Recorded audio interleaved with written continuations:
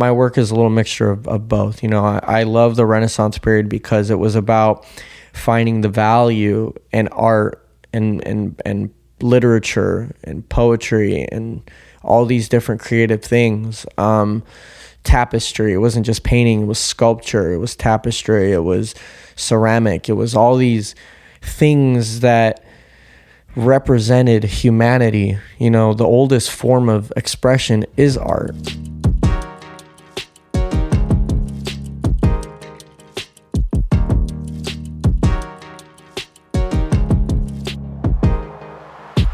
Ladies and gentlemen, welcome back to It's the Bearded Man podcast with your favorite, the world's favorite bearded man, Bob Bay. Each week with our guest episodes, I try to put the spotlight on someone who in my eyes is tapping into their inner potential. Today's guest is from Los Angeles, California. At the age of 2, he picked up a pencil and began to draw for the first time. At age 11, he won several first placement awards, first being at the 12th annual Western Art Show in Riverside, California. He's had experience working for Disney as an ink painter. Past clients who have purchased his work include jacket designer Jeff Hamilton, NFL player D.J. Reader, and music mogul Diddy. Yeah, that's right, Diddy, ladies and gentlemen. That's a big name. I can promise you his style is unlike anything you have ever seen before. Today on the podcast, Isaac Pelayo. Thank you for having me. How we doing, brother? Doing great, thank you. Dude, you're crushing it at 25 years young. Trying to. But you know what? Here's the thing about any type of ambitious person that I met is even though where they are today, they might be crushing it. They're just like, yeah, I still got so much work to do. Yeah. It's always a work in progress. Yeah. I try to, look at everything that I've done and appreciate how much work I've put in, but it's too much. I'm too focused into the work to even try to soak it all up and take it in and realize where I'm at 25 now. Yeah. I think once in a while it's good to slow down and kind of just take a second to stop, look around at this is what I've got to. But then also it's let's get back to work. Let's get back to hustling, stay humble. But there's always more work to be done on the to-do list. So it's definitely a good mindset to have, to always be hungry and kind of keep growing. But what's so unique about you, and we were just kind of briefly talking about it before we got into the podcast, is that to me, you are somebody that unapologetically just follows your curiosity. Not only do you paint physical art, but you also tattoo, you record music. You were just on set yesterday filming something. Mm-hmm. How did you learn to give yourself permission to follow your interests? Because that is a skill that I think not everybody has and they can learn, but you just unapologetically do so. Well, I think as a kid, watching people talk about having these aspirations in life and they never went for it. Like my mom, I think it stems mostly from my parents. My parents had me pretty young. My mom was 16, almost 17 when she had me.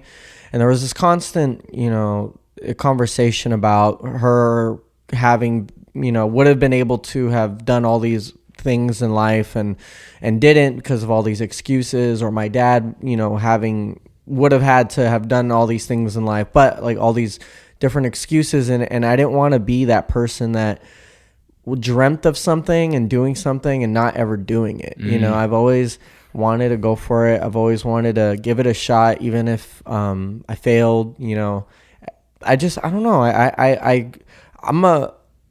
I'm pretty creative as far as my interest and what I like to do. So I try not to restrict myself from all those extra activities that I could be doing. I get so burnt out of something, and then I'm like, okay, let me take a break from this, jump into some other wild, fun adventure, and then I'll come back to it. And that's kind of allowed me to regulate my overflow. Because if I do art too much, I'll just start to get frustrated and I'll lose it. So I got to step away from it, try something different, and then get a clean slate, come back and start fresh. I think that's been one of my key things in being able to balance all these different things. So you are never pushing yourself too hard within one thing, because you're constantly oh, wait, I'm forcing this, time to step aside, let's go work on the music, or let's go tattoo a client, or that's actually an interesting call out, because I think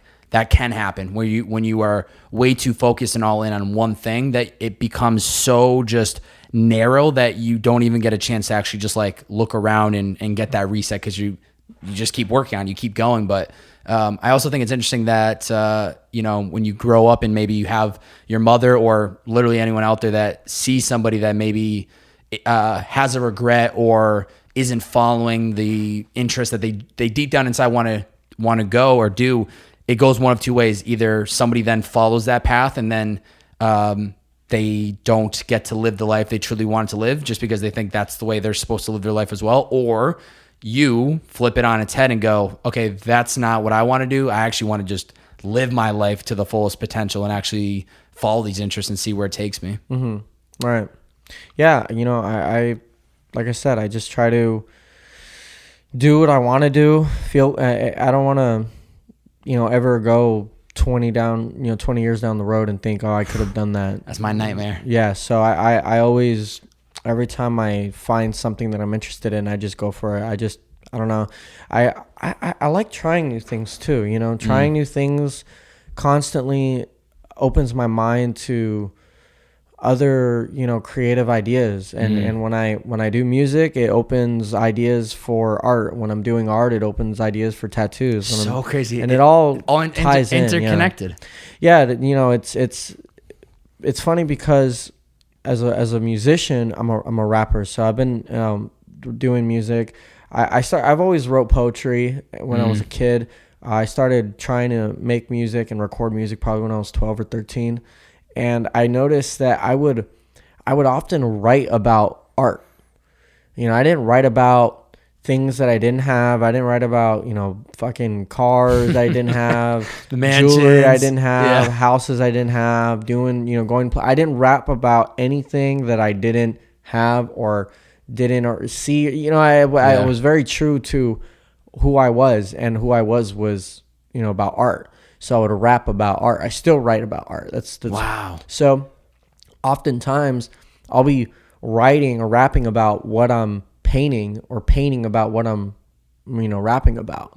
So it's kind of, they're both the same thing. They're in the same vehicle. They're just in different seats. Wow. So it's just, I could either be the driver or I could be the passenger, but it's in the same direction. Wow. So, and the driving force is just my passion. That's the fuel. So yeah, you're able to have completely different ways of expressing the same thought, and they probably both feel completely different. Right. It feels good to do both because you're getting out whatever it is that you're trying to express at the end of the day. Right. I mean, not everybody can understand art. Yeah. I'll paint a painting and people will ask me, what does this mean? Yeah. But if they hear a song, they immediately know what I'm saying or what I'm meaning. They can digest that.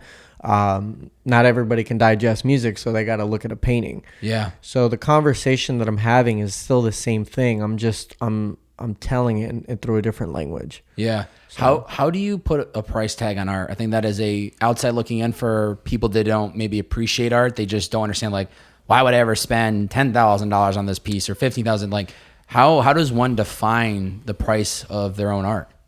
Well, it's a tricky thing because it's really interesting how over the years, hundreds of years, there's been these incredible amounts of intrinsic value on these objects that don't really necessarily have value, but it's how it makes us feel. It's a feeling.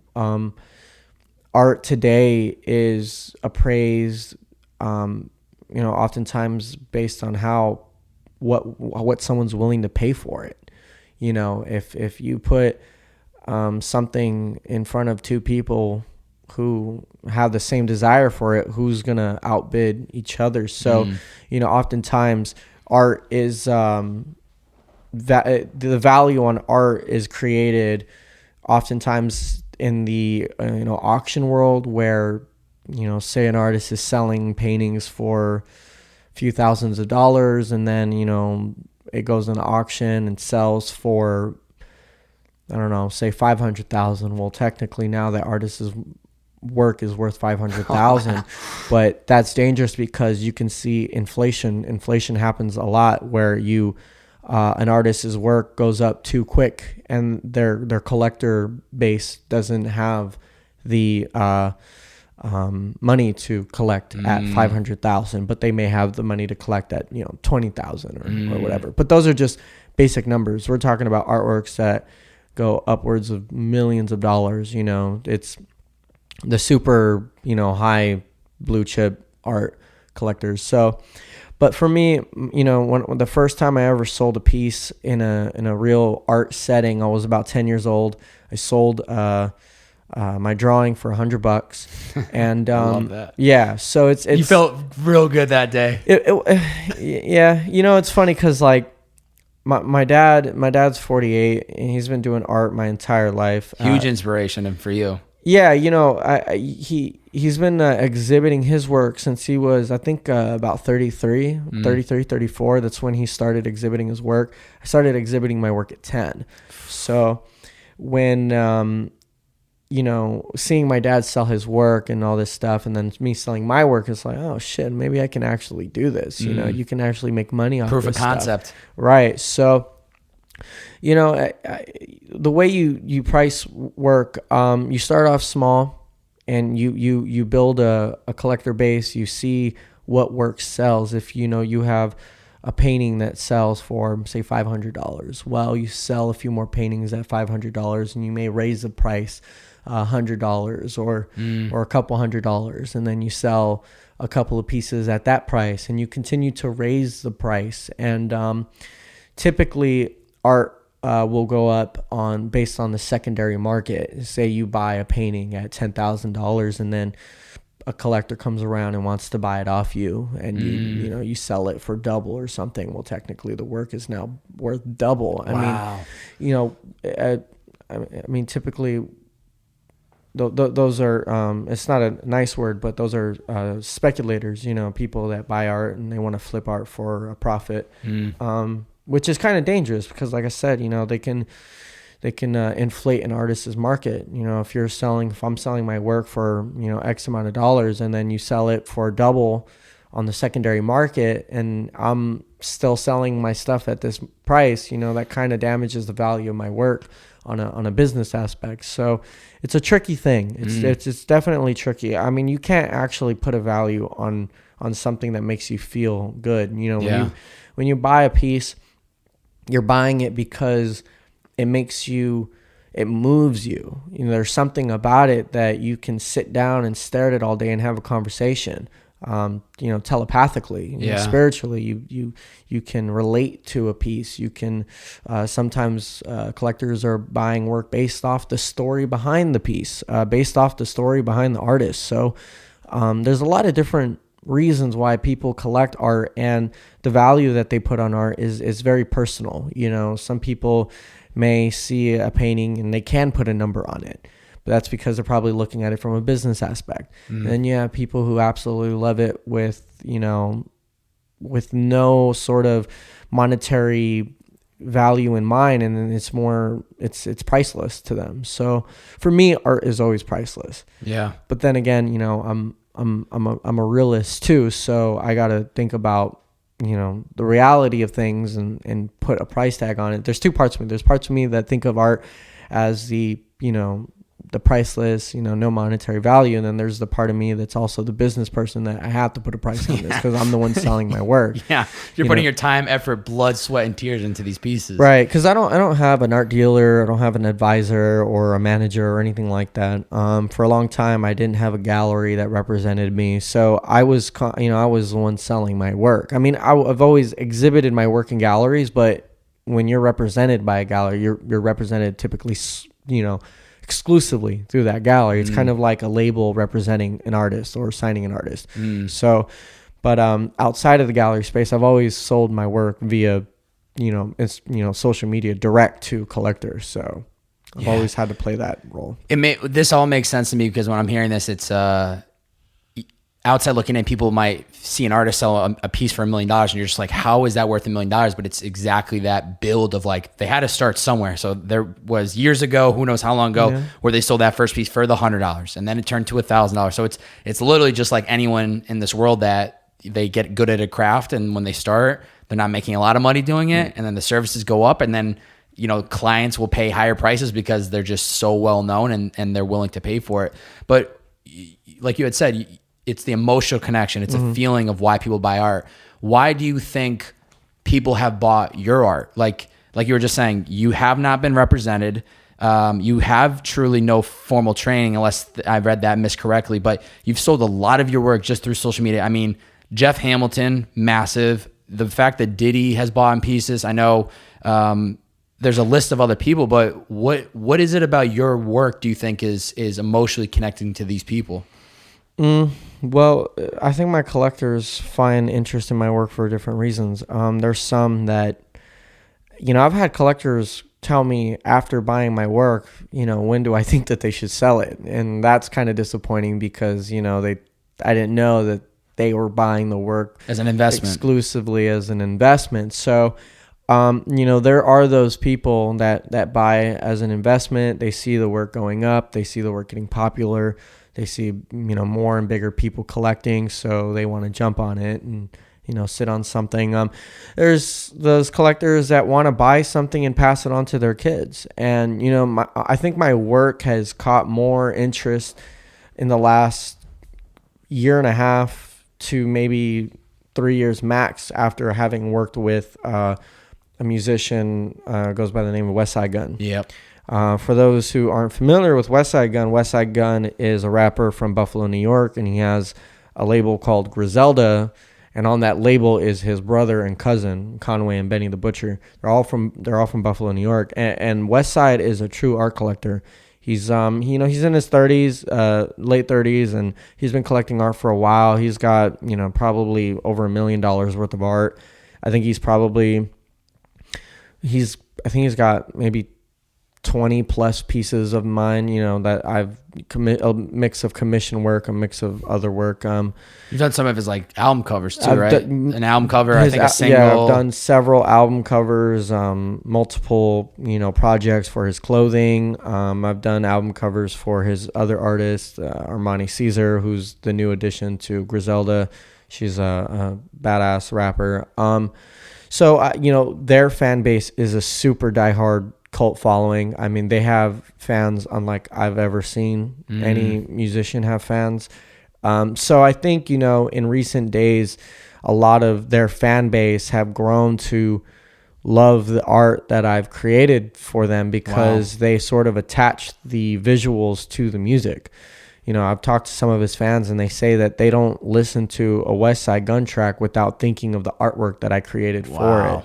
Or sometimes when people look at my artwork, they think of WestSide's music. So they see how much WestSide is an art enthusiast and how much he collects. He's like the new Renaissance. That's what a lot of people have coined, the relationship that I have with WestSide is they call it the new Renaissance. He's the new Medici and I'm, the new Da Vinci. That's kind of what they've said. Yeah. So, cause he's really kind of acted as my patron. Wow. He's definitely given me an immense amount of business and opportunity and put a lot of spotlight on my work and as an artist and my story, which, it's crazy how that's happened. And it came in such a organic, very sporadic way. He reached out and we just got to work and the work works so well. The artwork goes really well with the music and those fans really love like I said, they really love the visuals and they've grown to collect. So those fans are collecting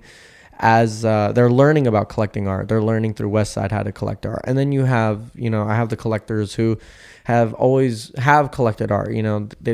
They have collections of, contemporary artists and stuff and they want to build a collection to pass on to their kids. And they've found interest in my story or they find some sort of feeling that my work gives them that they latch onto. So like I said, there's a slew of different reasons why people collect my work personally.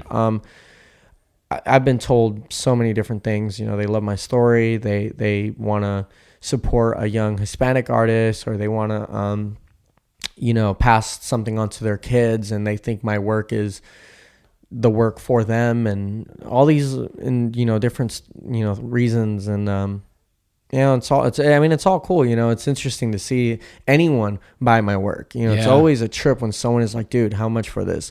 It's available. I'm buying it. Like, I want it. Like, just for someone to say that they want it it's crazy. It's nuts. I mean, over the years, you kind of build a tolerance for it because, it gets, a lot of people come around, they want the work. There's a high demand for it.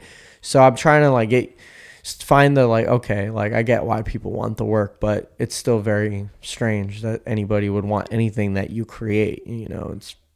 It's weird. It's coming from just your head out, and then it's like, yeah, it's one of those things where like I got this idea and I put it out there and someone loves it enough to give me money for it. It's crazy, but that's part of being an artist. You put that amount of passion into something and the amount of effort and energy and years of study and work, and you believe in it. Ask yourself, if you were an artist, would you buy your work? I think I would absolutely buy my work because I love it. I do like the work that I create. I think there's so much more room to grow. I think there's a lot more to learn. I don't think I'm the best at all at anything. I just think that I'm the best at developing myself. Therefore I have a deep attachment to my work. Oftentimes it's hard to sell some of the work because I become so attached to it. The process making it, the story behind making it,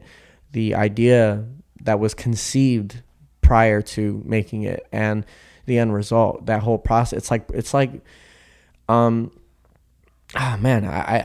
gonna sound a little funny, but I the best way I can compare it to is probably like being a mother. I was just going to say that. I knew that's exactly what you're going for. You Incubating, raise it for 18 years, and then you have to let it fly and you go into the world. It for such a time, and then you find this, you get this result, and you're like, wow, like this incredible looking thing, and now I have to give it away. Like, you just don't want to give it away, or like I'm too attached to it. Like, I carried this thing for so long, So, I have those pieces, in my collection that I'm like, I can't get rid of this just yet. I have one in particular that I don't know if I can ever get rid of. What is it? It's the master study that I did of the Mona Lisa. Oh, that's a good one. Yeah, I saw that earlier today when I was skimming through.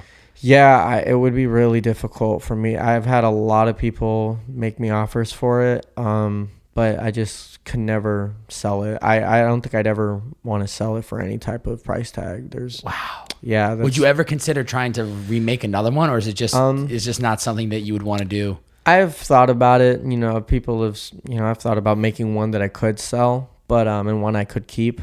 But I think the only way I would get rid of it if maybe it landed in a museum or something like that. Wow. If it landed in something that many people can see it, because I think it was something that I did with immense amount of like love and passion. I wanted to paint that piece for so long, and to have been able to feel confident enough to try to tackle a painting like that. It was like I did it for myself. That was a piece I did for myself. Like, I told myself, okay, I want to do this to challenge my knowledge in art, my skill in art, and my focus. That took, that piece probably took me the longest to make. How long? 30 days, a month. Yeah. And how many hours a day are you saying? Like a couple hours here and there? Well, it depends every day. You can't even put a time on it. Well, I mean, at the time I was working, 40 hours a week. So my time slot to work on it was, from 4 o'clock to midnight, sometimes 1 a.m, and then I'd have to be back up at 6 Monday through Friday. And then sometimes I'd work on it on the weekends, but there was a whole weekend I didn't even work on it because I was out in Palm Springs for some, painting project that I did. Yeah. But yeah, so that took me about a month, and it felt like a long month, but that was a whole process. See, no one understands the process that I did to make that piece. It was sort of like method acting. I would come home and like submerge myself in, 14th century Italy. Wow.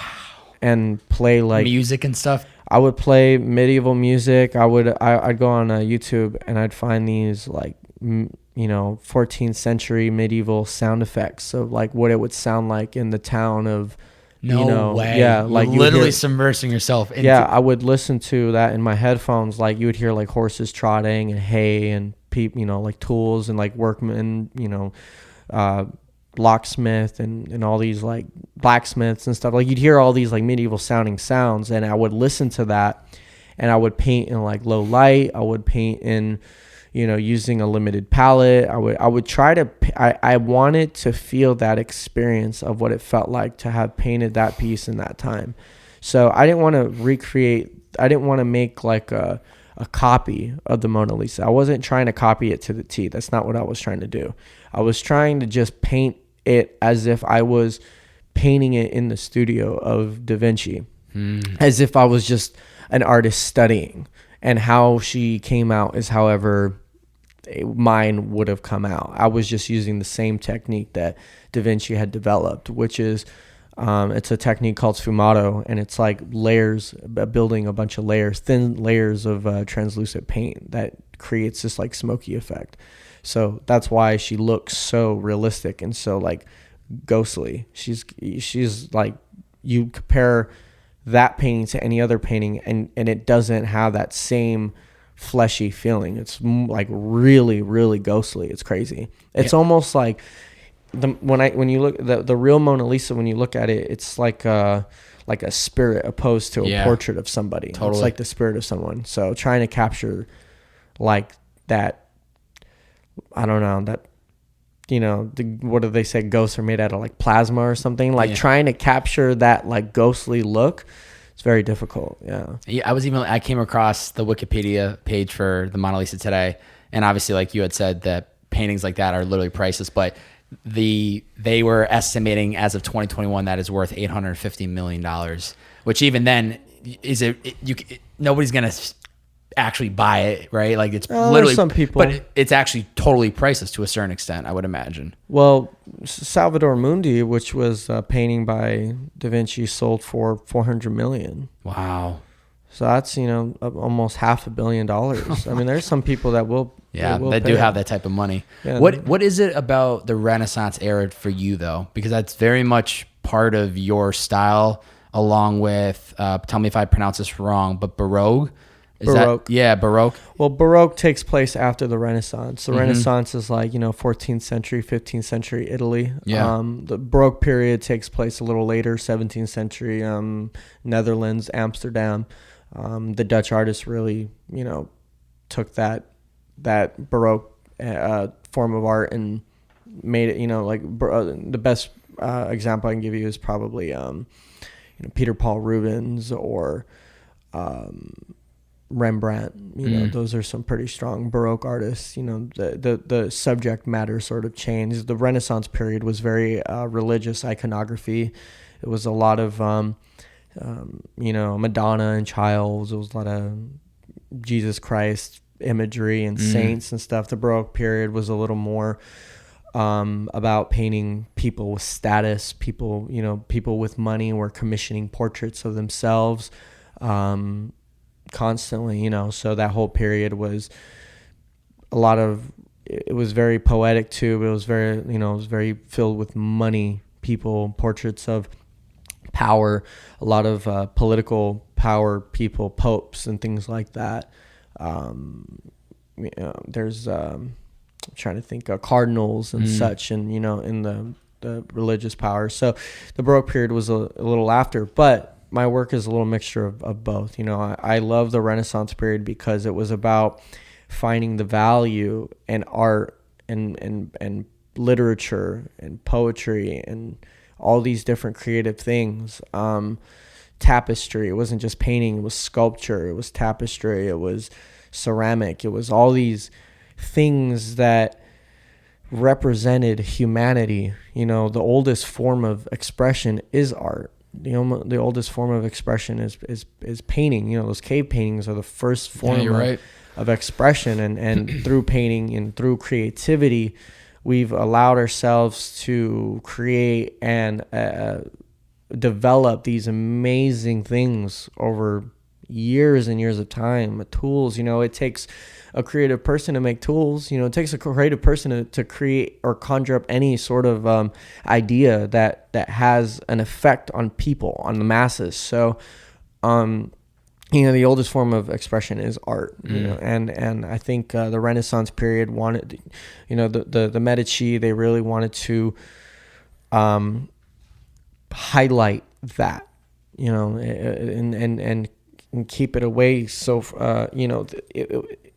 when you look at art, when you can appreciate art, I think you can appreciate so much more in life. You don't appreciate the typical things. A lot of people appreciate their home, they appreciate their car, they appreciate their jewelry or the things but you appreciate life itself. You appreciate other people. I think appreciating art is a selfless act of appreciation. It's kind of like you don't need to purchase anything to appreciate art. You don't need to, it doesn't take a lot of energy or, it doesn't cost you anything to look at something and see it in a poetic way. It's like when you love someone, you look at someone that you love and you find all the little nuanced details about them and you appreciate that. I feel like is the same feeling that people feel when they look at art or anything that's creative, dancing, music, sculpture, poetry, film, all these different things. When you can take something and look at it in a more profound light, then I feel that there's like hope for humanity. But if man is so focused on power and greed and money and these materialistic things that have no real effect on people, then that's when we start to things start to get crazy. And the Medici with the Renaissance, they focused on art and poetry and all these different profound things and things that represented what it is to be man at its very core. Yeah. You strip man away from all this power and money, and all they have is their mind, and their mind is has just all this creativity. It's creativity is, I think, the strongest driving force that like every man has. Like look at Einstein. Einstein once quoted, "I was not smarter than anyone. I was just simply more curious." Now, it wasn't verbatim, but his curiosity and creativity allowed him to develop these different ideas and to come up with these different theories and execute them and prove them right. So it takes someone to be creative and curious to make things, transform something and make an impact on humanity. Quick break from today's podcast, and then we'll get right back to it. Ladies and gentlemen, I have some very exciting news that I wanted to share with all of you. I have officially launched a Patreon page. Round of applause. Let's go. Now, for anyone out there listening right now that has no idea what Patreon is, it is an amazing platform. What this platform is able to do is it allows creators like myself to build out tiers of different packages that supporters of the creator can sign up and contribute towards what the creator offers to the world. Now, I'm keeping mine very simple. And what does that mean? All that I'm asking, if you enjoy listening to these podcasts, if you enjoy the newsletter, if you enjoy seeing the Bearded Man face on your Instagram feed, if I'm bringing you any amount of value, I ask you to consider donating $5 a month towards this content. Up until this point, for the last 5 years, all of this has just been sweat equity. It is solely a passion project, and I'm very much looking to try to take this thing to the next level, to make it my full-time career, and to do things bigger and more content for all of you. When I can turn this into an actual business, it means more high quality content. I want to give you guys and gals the fuel to reach your inner potential, to help you stay dialed in on whatever it is you're trying to do. And the only way that I'm ever going to be able to give more is to find a way to really turn this in from a passion project to a business. So, like I said, if you can consider potentially contributing $5 per month, it would mean the world to me. $5 is all I'm asking. There are a lot of different ways that creators go about approaching this, and I wanted to keep it simple. I didn't want it to be some exclusive thing. I just wanted one tier, one option that if you enjoy this content at all, please consider it. It's a cost of probably a cup of coffee depending on what city you live in, and it will help grow this stuff to the next level. Head over to patreon.com/Babe. That's Patreon, patreon.com/BO, 3 B's, 4 A's, and a Y to sign up today. You can cancel at any moment in time. I will have the link to sign up in the description of this podcast episode, and you can sign up today if you so choose to. If not, if you need the $5, please don't feel obligated to do so. But if you do have it and you want to contribute, it would mean the world to me. Just get ready, buckle up, because the Bearded Man is taking this shit to the next level. Once again, that's patreon.com/Babe, patreon.com/BO, 3 B's, 4 A's, and a Y. Thank you guys and gals for supporting. Just you listening to these podcasts and reading and listening to anything that I say or do means the world to me. Enough of me talking. Back to the episode. Yeah, I would even say too, it's like what that's almost what happens when somebody goes through a spiritual awakening, is that they become awoke to the beauty around them, that they realize they don't need the car to be happy. They don't need the nice watch. They don't need the 10,000 pairs of shoes. All they need to do is look outside and look at a tree and look at it for what it represents, and looking up at the sun and thinking about how that provides energy for the world. And, but it's really beautiful, because I think a lot of times people get scared to get inspired by other things because they don't feel like it's their original idea. They you hear people that talk about they stay away from social media because they don't want to pull inspiration from somebody else. And I think it's really important that when you think about it, everything is a product of inspirations. We pull from inspiration. So like you're talking about how you pull inspiration from these different eras, but yet you still create something that is totally you, that is, people know it's your piece, where, or like these podcasts, to me, this is the product of me listening to tens of different podcasters and pulling in different little gems and seeing how they carry the show and how I want to carry my show, and then coming together to build mine. But I think it's really important to note that you have to create something that's original.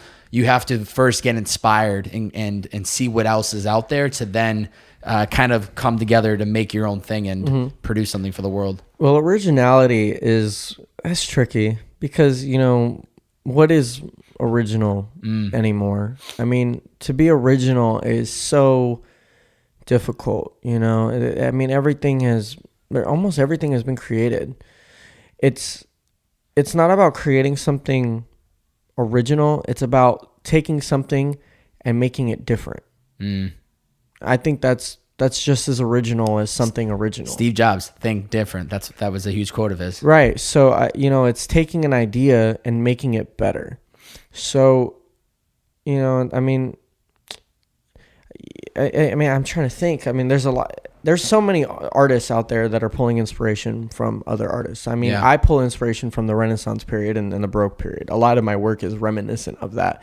It's oftentimes I'm recreating an existing famous painting, or a painting that is from that time period but isn't necessarily known, like the Mona Lisa, or like, Girl with the Pearl Earring, or Last Supper. And I'm changing it. I'm redirecting it in a way that people today can understand it and appreciate it. Because just to give a little more insight on my work, when I was growing up, I grew up, very protected, like sheltered. I was constantly like forced to be inside. And then when I wasn't inside, I was in the street. There was never in between.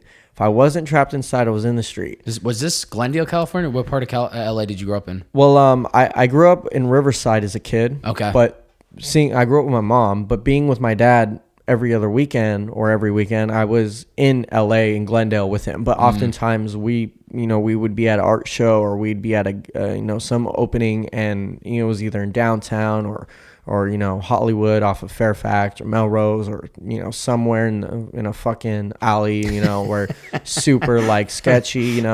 I grew up around a lot of street art. I grew up around a lot of Seventh Letterheads out here, based out here. What does that mean? Seventh Letter is a crew.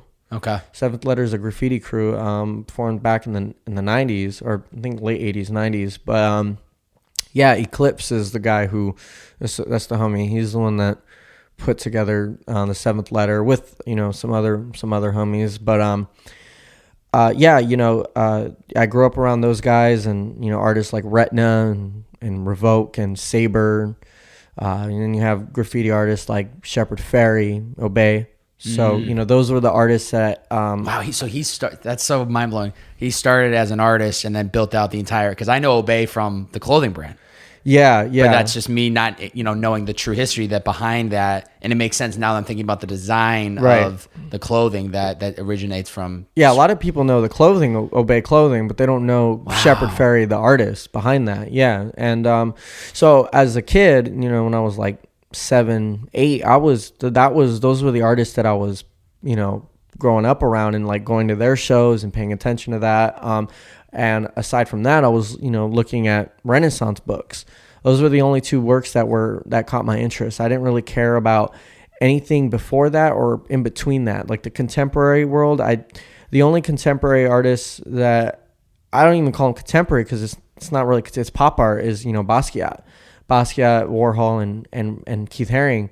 But I love all. I have a great appreciation for so many different artists in the past. Everything from Frida Kahlo, Picasso, Diego, Dali, up to the Basquiat's, Warhols, and Herrings, and then further up to the contemporary work that we have today, like Damien Hirst, Jeff Koons, and Takashi Murakami. But the work that I was most embedded in was the Renaissance type work, and then the street art stuff.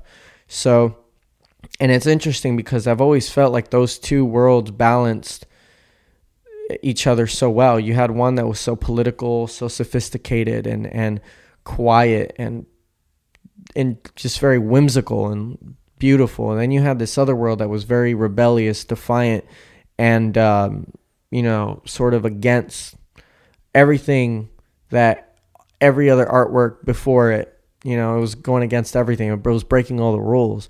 And that's how I kind of felt as a person. I was this quiet kid that wanted to break out. There was this part of me that was very like poetic and very into reading and studying and very into developing myself and wanting to understand what life was about and what drove the human mind. And then there was a part of me that was very defiant and wanting to be reckless and wanting to rebel. I was very angry. There was two sides of me. And it's funny because I'm also a Gemini, and people often used to say that I was two-faced, which I think that was a little bullshit. But there was parts of me that always felt like there's I kind of felt like there was like I said, a part of me that was very well spoken, and then a part of me that was straight from the street, because my mom's side of the family is very street. My grandmother, who's passed away now, she was gang related. My grandfather was gang related. I have uncles who are gang related, and I grew up pretty poor on welfare and stuff like that, low income housing and all that stuff. So that's where I'm from. I'm from the street, I didn't roam the streets and gangbang and shit like that, but I've seen it all. I've seen the drugs, I've seen all the violence. My house was a lot of domestic violence and stuff. So, it's that part of me, like I said, was the part that was angry. And then when I went to museums and stuff, I found myself lifting up that weight of anger and just being in awe. Like seeing that work made me feel like I was floating in the clouds. Wow. And then coming back to reality, there was this street shit. So those, like I said, so those were the two works that affected me the most. And I think the work that I'm creating now is best representing that aspect of me. You know, I'm taking old work and making it, you know, reminiscent of street art. I'm coming at it with a very street raw way, you know, using spray paint and using materials that you use in street art. You come at it with the street art attitude. You know, when you're putting up a piece, you're worried about getting caught, and you're trying to do something quick. So oftentimes I'm doing these pieces quick. Like, I just want to do it and get it done, and however it comes out is how it comes out. I just want to be free flowing with it.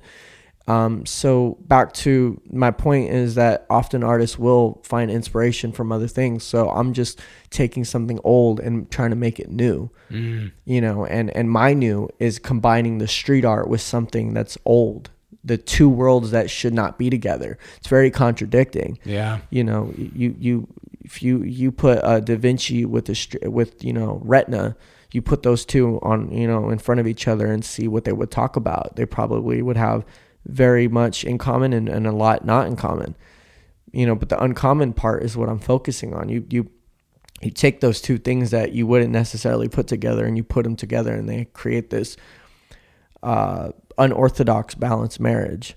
So it's really hard to create something brand new. Yeah. And when you do, it's not always good.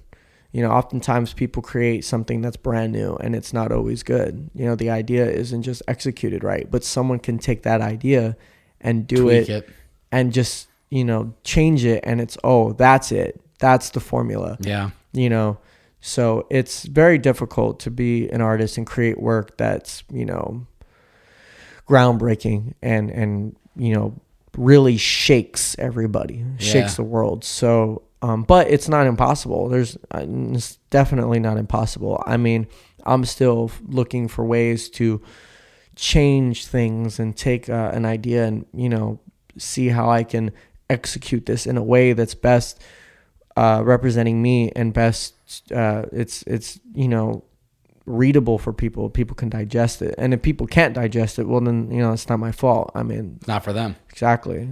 So my art is not for everybody. There's people that hate my art. There's people that will talk shit about it all fucking day. You know, they have all these different opinions and ideas, but I think if they were to talk to me and I can give them the backstory behind it, then they may understand a bit. But if someone doesn't find something in it on their own, then the artwork, I don't think is for them, at least not right away. Yeah. Because I've seen work that I didn't like as a kid, and then now I look at it older. You grow appreciation for it. I let it marinate a little bit. I see, I'm looking at it from an experienced perspective. Some people just have to experience a little more to understand the vision. Yeah. It's like kind of like music, you know, some artists will put out music, but it won't blow until like 5-10 years later. Yeah. Because people weren't ready for it. Some people may not be ready for my work. Well, first off, I love your approach of how you have been able to pull these different inspirations and emotions, even from just your journey through life. And kind of going off of what you were just talking about, you had actually posted, you know, great timing yesterday on your Instagram. I had saw you post on your story. You said, and I love this. You said, you don't have to love me. You don't have to fuck with me. You don't have to support me. You don't have to talk about me, but you will respect me. How important is it to have that type of mindset? I think it's really important. I think if you focus on people wanting to love you and support you and fuck with whatever it is that you're doing, and that can drive one crazy. You know what I mean? I don't ask for anybody to like what I'm doing or talk to me or be around me, but as long, you know, respect goes a long way. You know, I mean, and that's on some, you know, some basic shit. You know, that's, you don't have to be a guru or a rocket scientist to understand that. You know, respect goes, I mean, respect is at the core of how humanity has, you know, sort of diversified each other and kind of steered away. You know, I mean, look at everything going on with, you know, current racism. You know what I mean? They don't respect each other. You know, it's all about respect. Yeah. At the core of it, you know, if you can respect someone and just appreciate that they're doing something, then that's enough. Yeah. That's more than enough. Yeah. All that support and all that stuff, that's just extra. That's the selfless part of being human. You know, when you can't respect someone, that's being selfish. You know, it's just you're like, nah, you like, I don't respect. For what reason do you have to not respect someone? You know, I mean, unless there's under certain circumstances where people do something that may lose their respect. Someone that murders someone or someone that rapes someone. Obviously, that crosses a different boundary beyond respect. That's a whole different spectrum. That person is less human. Yeah. Someone that does an act without really thinking about the consequences of other people. That's someone that's a little less human and more animal. Yeah. And I love animals and I respect animals, but as humans, we've developed a certain sophisticated society, and it's like, it puts us above the animals for a reason, because we have this a level of brain power to understand, respect and appreciating other people. That a person that does things or disrespects anybody for whatever reason is not ready to, I'm trying to think of the best way I could put it. It's kind of like a kid. It's like a kid wanting to be an adult, but they don't have the tools. They don't have the tools to like appreciate what it is to be an adult or communicate with adults. Yeah. Doesn't mean that they should be treated any differently. It's just they're not ready. So I think, like people that don't respect me as a person or respect my work, then they don't keep it moving. Yeah, I just keep it. Yeah, they're not for me. So and my work isn't for them. That's such a good strength, man, because I think there's a lot of people, and I'll be first to admit that I think even when I was probably younger, I would make decisions and maybe change decisions based on other people's opinions, which is unfortunate because this life is finite and this experience comes and goes, and yet there's a lot of people that will live their life based on the decisions of other people and be afraid to actually create the path and do the thing that they really want to do because they think that all these people around them are going to talk shit about them. And so now they're living a life based on them making decisions on their behalf. But when you can, anytime I've ever gotten any type of hate in my life or people that question my own decision making, to me, I think two things. One, I have empathy for people because I see them as a product of their environment. There are certain lessons or things that happen in their life for them to be who they are. And then secondly, I look at it as somebody that doesn't really have an idea of what they really want to do with their life, because if they did, they wouldn't be spending any ounce of energy or time wasted on trying to tell me how to live my life. So I think it's a really important call. And just seeing you post that yesterday, I was like, this is the mindset that if we all could grab onto, we would live in a much different society, because you're not supposed to be best friends with everybody. You're not supposed to love everything, every type of music, every type of clothing, every type of art, insert anything else. But you can have respect where it's like, hey, I see them.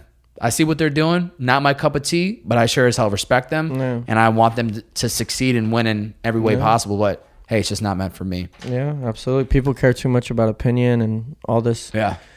They focus on the differences within each other and they lose respect for each other. When you lose respect, then you've lost everything.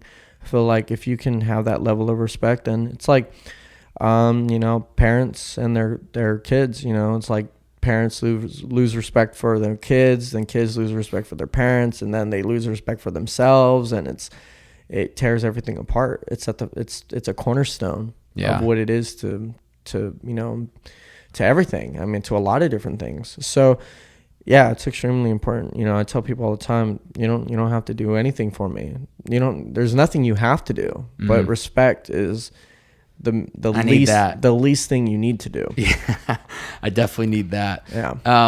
You dropped out of University of Las Vegas after realizing it wasn't meant for you. You also got furloughed from Disney as an ink painter I think it was sometime when the pandemic hit. Yeah, right when it started. How have you learned to make pivots in your life? That when things happen, you just adjust. You go into college, you're thinking, this is where I'm supposed to be. There's a light bulb moment. I shouldn't be here. I leave. Or You're working at Disney, the pandemic hits, you think you'll be back to work in 6 months. You end up leaving, and it works out to your favor because now you're doing your own career full time. How important is it to have that pivot mindset? I'm willing to take risks.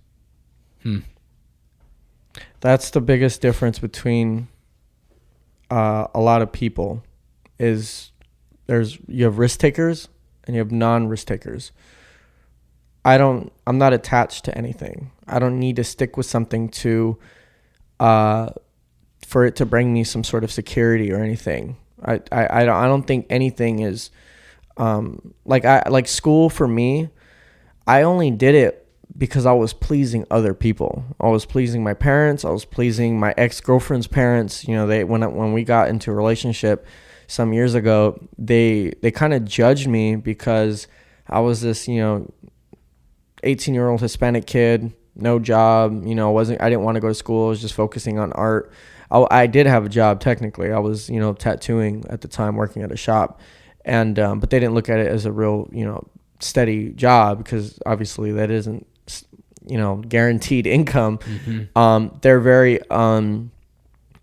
somewhat conservative. You go to school, they get a job or get a good education, get a job. You ever read Rich Dad Poor Dad? Yeah. So that was one of the most pivotal books that I read, like right when I was transitioning my mind to. I read that in middle school. So Wow. as soon as they were telling me to go to school, I was like, oh my God, I'm really going through this right now. Like this is, I'm like, I already know how this story plays out. They really were telling me to go to school, get a good job so that you can, Were they playing you the violin while they were singing yeah, this song? and I'm like, dude, this is all wrong. I'm like, this is all wrong. You're telling me to work for somebody. You want me to work for a paycheck. You want me to be an employee.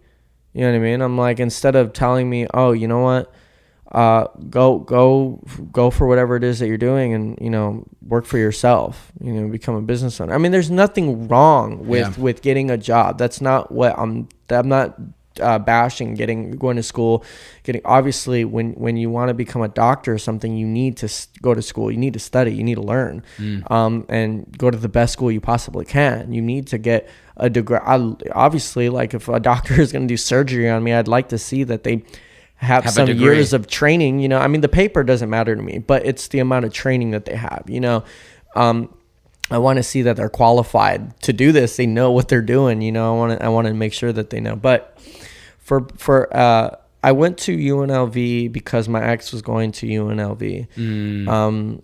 And I went there because I wanted to be as close to her as possible as some fucking lame shit, So I love the truth, brother. I was taking some art classes, and this is so funny because my first day there, they were my teacher was telling me that I was being too cocky because she gave us a task to draw our hand with our dominant, like draw our least dominant hand with our dominant hand. And I was drawing, and I mean, for whatever she thought I was being, cocky, she in the middle of class goes, you don't have to be in this class if you don't feel like, if you feel like you're too good for this class. And I was like, the fuck? I'm like, I don't even want to be in this class. My advice, why don't you go talk to the fucking schedule chick? Like, she put me in this class. I'm like, I'm just here doing what you told me to do. So after I will say this, what college gave me was the opportunity to socialize with people and network with people. I don't like using the term network anymore because it's so played out.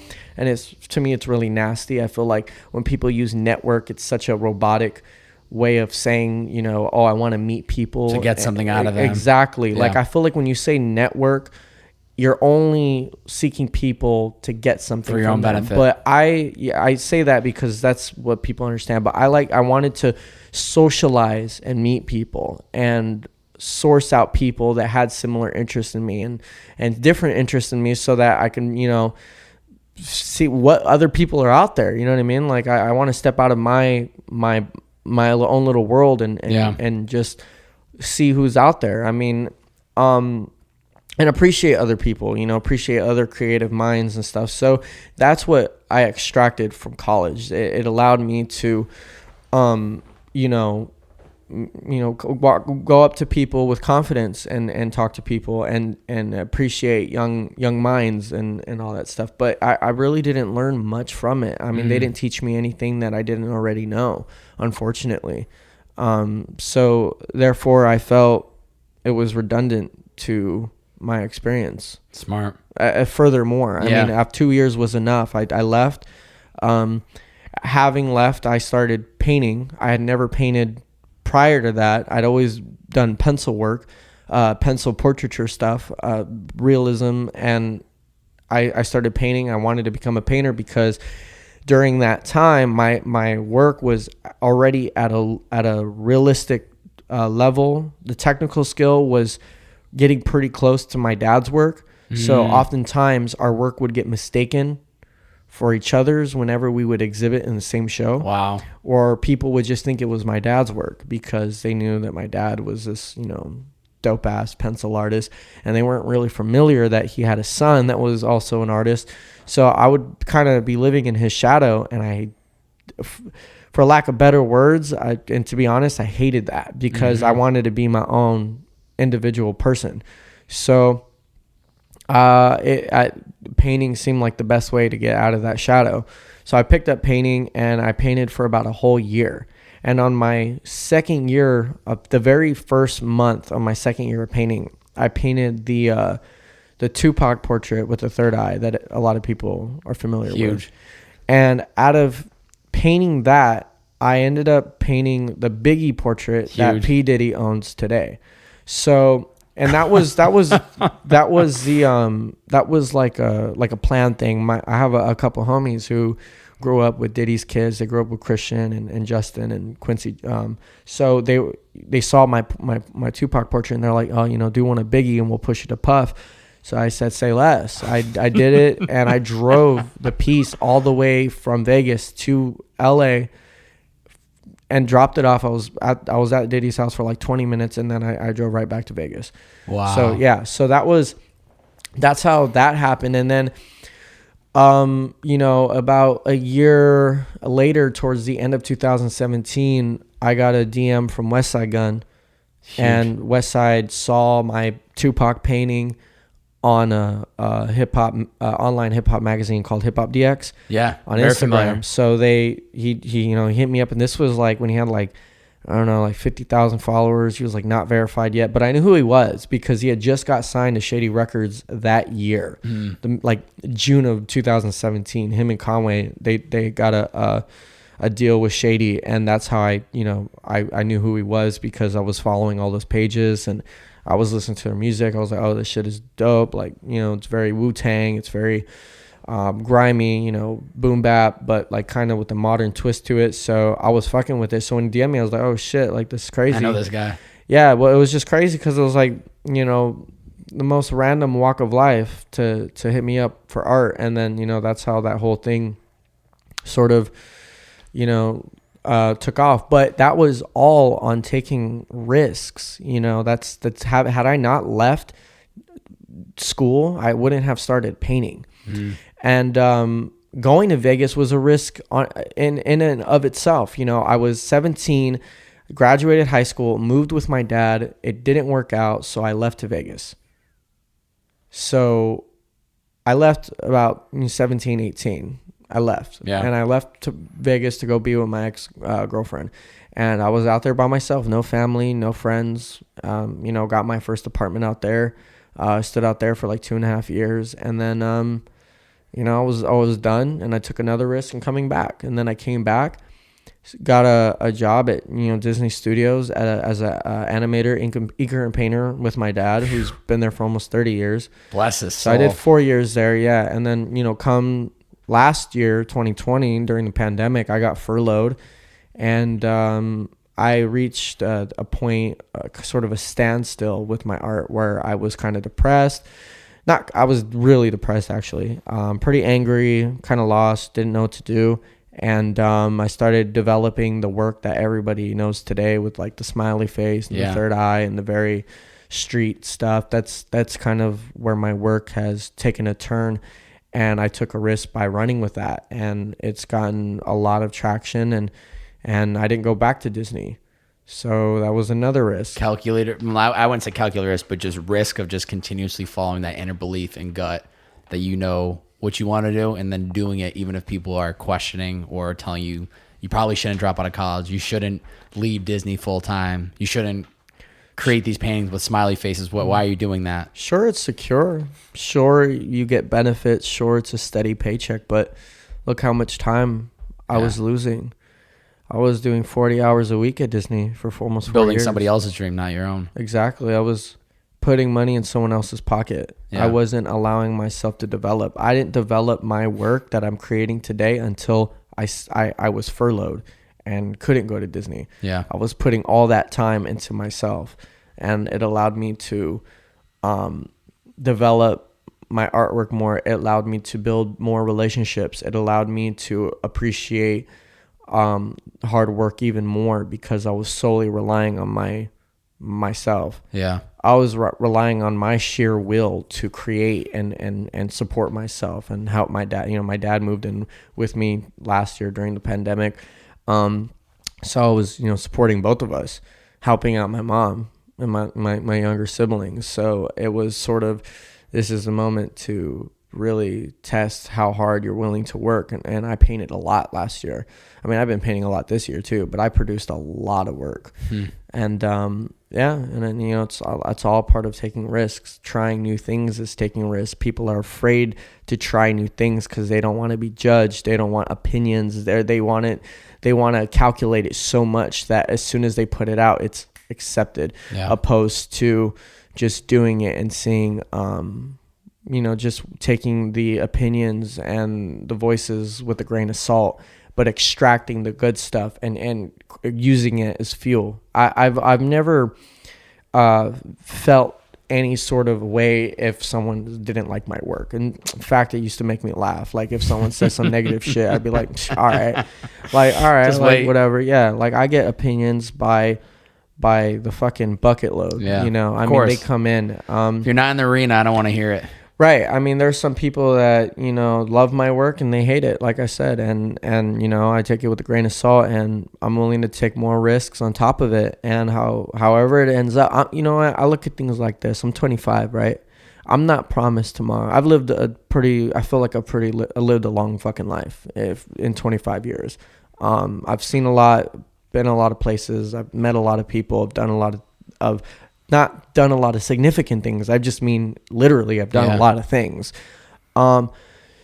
So I realize that I'm not promised tomorrow, and if I'm wasting today by stressing about tomorrow, that's fucking a waste. Yeah. It's such a waste. Yeah. If I'm not willing to take a risk now, I don't want to die having never taken risks. I want to take as many risks as I can. Yeah. I think taking risks is what makes life so interesting and thrilling. It's like a skydiver. It's like a person who goes cliff diving or scuba diving or fucking snowboarding or something. They want that adrenaline rush. They want that thrill. It's like someone who's boxing. You're right. They want to feel their endorphins pumping, and I think taking risks, it's what gets me pumped up. It's exciting. It's exhilarating. You feel this level of euphoria, and I think euphoria is at the height of all high. Once you feel that euphoria and bliss, I mean, you can't beat that. And I think you get that when you take risks. So yeah, that's beautiful. And I think along with that is like flow of life when you're just in it. And I'm sure you feel it when you're painting. It's just time just passes by. 10 hours goes by because you're just enjoying the moment and you're not looking at anything else. We're going to wrap up just to be mindful of your time. We have 4 quick questions. These are just, if you can keep it to 1 sentence, that'd be great, just so we can get you out of here. If you could go back and tell yourself one piece of advice at any point in your life, what would the advice be and when would you go back to? I think I would go back to when I was probably like 7 or 8. And what would you say? And I would probably tell myself to stress less. Ain't that the truth? What's an area of your life you need to put more effort into? More hard work. Okay. What's the first step anyone can take to reaching their inner potential? Say the question one more time. What's the first step anyone can take to reaching their inner potential? Getting up and taking a risk. Just doing anything. I mean, walking outside is a first step. A lot of people are trapped inside. They just need to get out and take a risk. One of the two. Yeah. Risk has been a theme of this podcast for sure today. As we wrap up about 65 minutes into this podcast, if somebody is still listening, what is a challenge that you have for them as they finish listening to this episode? What is one challenge you have for the listeners today? Oh man, there's a lot. There's many, but I would say that if you haven't, taken a risk, do one. Take a risk and take more tomorrow, and don't worry so much about the outcome. Don't stress. Don't think about anybody's opinion. Don't think about anything. Just do. The more you do, it's not about just doing. Obviously, you need to think about what you're going to do before you do it, but you do without any expectation. You do without any sort of, feeling. You just do it, but except for, you use passion. You do everything you can with passion, and then whatever happens, let it happen. And you just keep doing that. You keep shooting your shot. Yeah. At anything. And it builds. That's the thing. Once you continuously do it with time, you then, at some point, it's like a light switch where you don't question the decision making anymore. It's just, oh, I want to try this, I'm going to go do it. Oh, I want to try this, I'm going to do it. There's no, well, what if this, what if that? I posted something today. There is no such thing as failure. It's either a winning decision or it's a learning opportunity. Yeah. There's a quote that I heard a saying. I mean, it's not verbatim, but it's something that goes like, if you want to move mountains, you move mountains one rock at a time.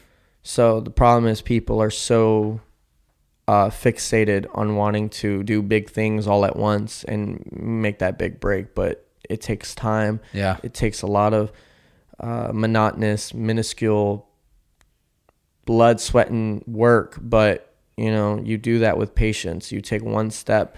It's like the turtle race. The turtle against, you got a bunny who can run fast as fuck, but a turtle is taking slow, steady strides. Slow and steady wins the race. Yeah. Always, every single time. It really does. You focus on your breathing. You focus on, you treat your body healthy, and you do this with, you treat yourself with respect and the process with respect, and the universe will respect you back. Yeah, I completely agree. Isaac, this has been an absolute honor.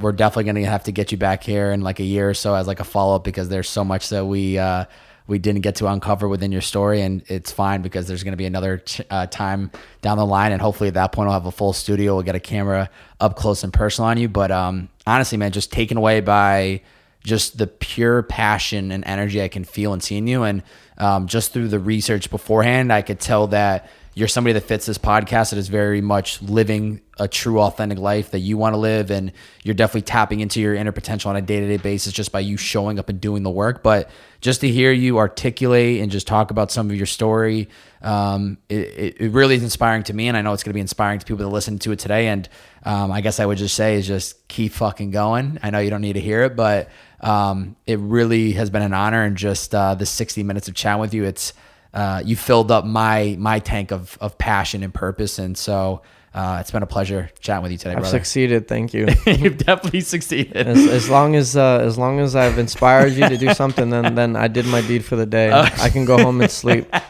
You can go home with a smile on your face. Yeah. Ladies and gentlemen, if you enjoyed today's podcast, I have a favor to ask from you. Please screenshot this episode on whatever platform you were listening on right now. I want you to post it to your IG story, and I want you to tell us what the biggest takeaway was, what the learning. You need to tag Isaac. His IG is spelled at ISAACPELAYO. Tag him and then tag me at Babe. That's BO, 3 B's, 4 A's, and a Y. Post the podcast on your IG story and let us know what the takeaway was and what the learning was. And please go check out this man's work if you have not yet already. It is absolutely fantastic. Ladies and gentlemen, that is Isaac Pelayo. Thanks for coming on the show today, brother. Thank you so much for having me. Absolute pleasure. It's the Bearded Man Podcast. See you.